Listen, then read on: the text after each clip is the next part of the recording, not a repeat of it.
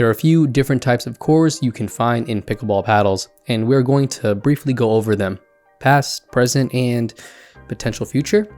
Essentially, there are 6 main materials you may find in paddles out in the wild right now. Some of them are much more common than others. They are wood, aluminum, Nomex/Kevlar, polypropylene, carbon fiber, and foam. First up, we got the OG, which are wood core paddles. Wood cores have been a staple in the pickleball community since beyond a time before the dinosaurs.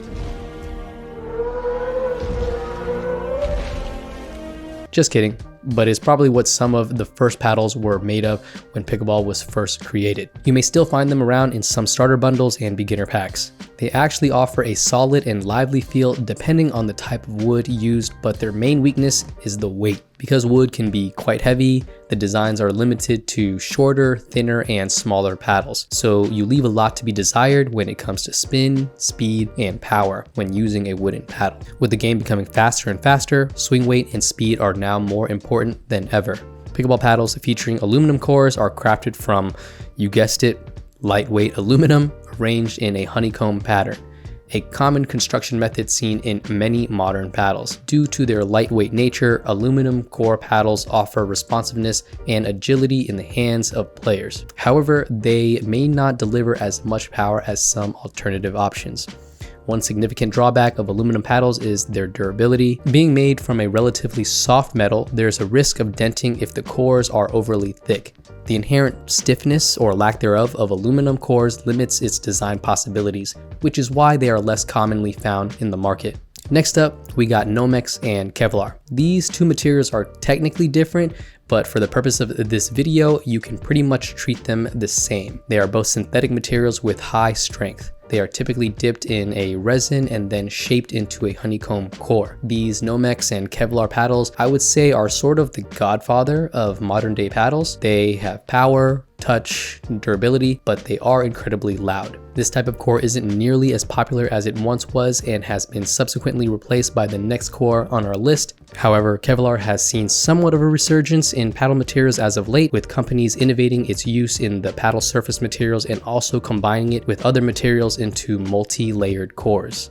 Next up, we have polypropylene. The most prevalent core type found in the majority of pickleball paddles is polypropylene, aka polymer, aka PPP, aka plastic. These cores are highly favored by pickleball players across all skill levels, from the budding beginner to the 3.5 at best to the elite pro players. Comprising a soft and flexible plastic blend, these cores are designed with small to large honeycomb cells, providing a soft yet responsive touch feel, maximum control, and notably, it's a bit quieter, at least when compared to the other core options listed before. It's affordable and easy to work with, allowing for some more varied paddle designs when considering different shapes, weight, and specs. When combined with different composite materials in the face and manufacturing techniques, you can still retain that soft, responsive feel while employing the power you need to compete in today's faster, more powerful game.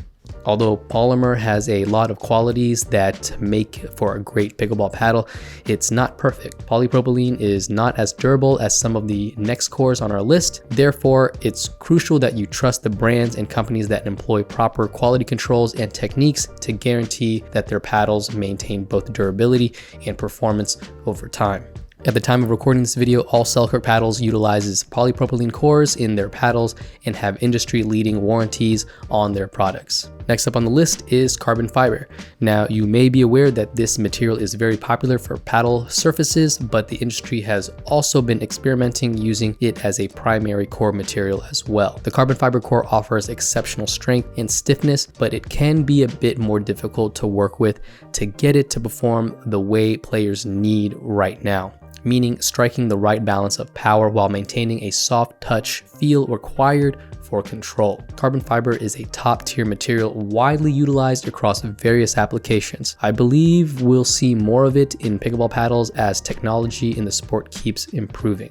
Last but not least, we have foam cores. Now, there are many different types of foam out there: EVA, EPS, EPP, just to name a few. I'm probably missing some.